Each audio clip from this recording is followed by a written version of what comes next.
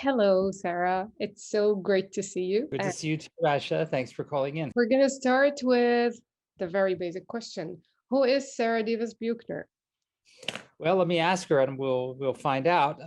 She is a classical pianist. I That is me, of course, and I am currently living in Philadelphia, where I moved about 5 years ago from Vancouver. I am an American, but I had lived in Vancouver for 12 years as a member of the faculty of the University of British Columbia. So at that time, I became a dual citizen. So I call myself an American Canadian pianist. I was born in Baltimore, and I lived most of my life before Canada in New York City. I play a lot of concerts, mostly in North America, but also throughout Asia. Uh, and um, and I'm of a certain age, which I won't divulge, and I'm in very good shape. So That's great to hear. So, what is your hobby? I have many, many hobbies when I'm trying to kill the time. And least of all is listening to music or thinking about music, because that's 24/7 in my head. I'm always hearing something, thinking about something, and practicing many, many hours each day, as pianists do. Or I'm teaching. I'm a member of the faculty of Temple University in Philadelphia. So 3 days a week, I'm very occupied with the students there. So whenever I leave that classroom or get out of my practice room, I am a lifelong hiker. I love to hike around the parks of Philadelphia. During the warmer weather, I go to a lot of baseball games because I'm as American as apple pie, and I love baseball.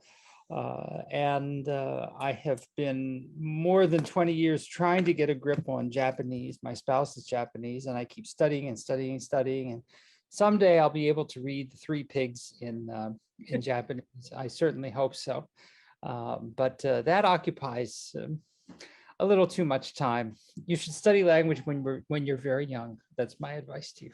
I hear that, but I hear as well that Japanese is very difficult. So, in your defense, I think it's not an easy language.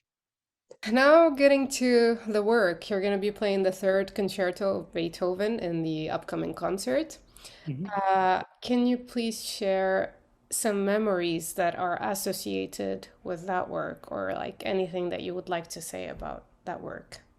Yes, I have many long memories of that work. First of all, it's a very, very great piece. Of course, most of what Beethoven wrote is very, very great. This is the third of his five piano concertos, and being sort of right in the middle, it is, I think, the most perfectly balanced. It has a very, very strong first movement, a beautiful, beautiful second movement, and a rousing rondo finale written in what we call Beethoven's middle period style.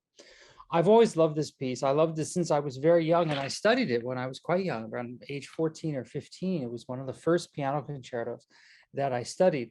And I had some very, very funny experiences learning the piece. First of all, I was immersed in it, and it was a challenge to me at the time. And I had studied the first concerto previously a little bit. I remember having a dream one night. I woke up in a cold sweat because in my dream I was backstage at the Baltimore Symphony. This is my hometown, and the conductor was saying, "Well, we're about to go on stage," and I was going to play Beethoven's Concerto Number One, which I knew kind of, and then number two I hadn't played, but I thought maybe I could fake it. It's not so hard. And number three was going to be just fine. But then there's four and five, and I woke up in this cold sweat. But the other funny story about learning that piece is that we had a recording from the library. We were rather poor. I didn't own a lot of records. So we took records out from the library. I had an LP. I think it was Rudolph Serkin playing it maybe with New York or Philadelphia or something. And like old records used to do, young people don't know about records anymore, but it had some scratches on it. And so there was one section, it would repeat from time to time. And I found it very hard to learn that part because I would listen to it in the other room and I thought, oh, that part repeats about 3 or 4 times, doesn't it? And then I look at the score and it doesn't. And the teacher got very upset in the lesson and said, why are you playing that 6 times? And I said, oh, doesn't it go? Oh, you get terribly confused. So that's an LP story, entendre d'autrefois, shall we say. Well, that's funny. Thanks for sharing that. What is your favorite restaurant to go to in Montreal? I saw that question in advance and I kind of dreaded it. First of all, because I have not been in Montreal in at least 2.5 years now, thanks to the pandemic and so forth. And then if I say anything, I'll make a lot of people happy and a lot of people mad, because of course, Montreal is one of the great food destinations of the world. And the cuisine all across the board is just superb, and everyone knows this. So it's extremely hard to pick out a favorite restaurant, and I haven't been to enough of them over and over to tell you. I feel that in Montreal and also in Quebec City, you can walk into these cities and walk anywhere and get a very, very great meal. So I'm going to be a true Democrat and just sort of I uh, agree. leave it at that.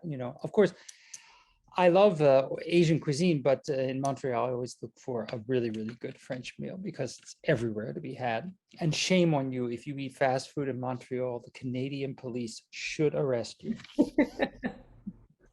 Okay, and then my last question is, what is your favorite thing to do in Montreal? Well, this is rather recent. I guess I'd been to Montreal a lot of times, and in the past, especially when I was living in Vancouver, I always looked forward to being in Montreal. And I had many friends at the McGill University, and I would visit them. I always used to go to the deli, Ben's Deli, to get something to eat. Ben's is gone now. I hope that Schwartz is still there. But my last trip to Montreal, I think it was maybe not too long before the pandemic started. I discovered a cigar bar on Sherbrooke called La Casa del Habano. And it is elegant and beautiful. And now, my dirtiest secret is that I love cigars. Cigar with brandy or scotch or a bourbon is my favorite way to relax. And these places are just smoky and redolent. It's like walking into a 1945 movie, to go to this place. And my understanding is that this place is now closed because of the pandemic. So my goal on this trip to Montreal is to play Beethoven wonderfully, number one. And then number two is to find another beautiful cigar bar, hopefully on Sherbrooke. So wish me luck on that. Good luck, and maybe we can help you with that. Maybe we Oh, could start asking around. j'espère. S'il vous plaît. That would be great. Well, thank you so much for giving us the time. And Thank you, it's Elsa. Thank really you so much. great to see you, and I'm really looking forward to see you in person on November 9th. Likewise. Thank you so much. Merci. Take care. Bye-bye.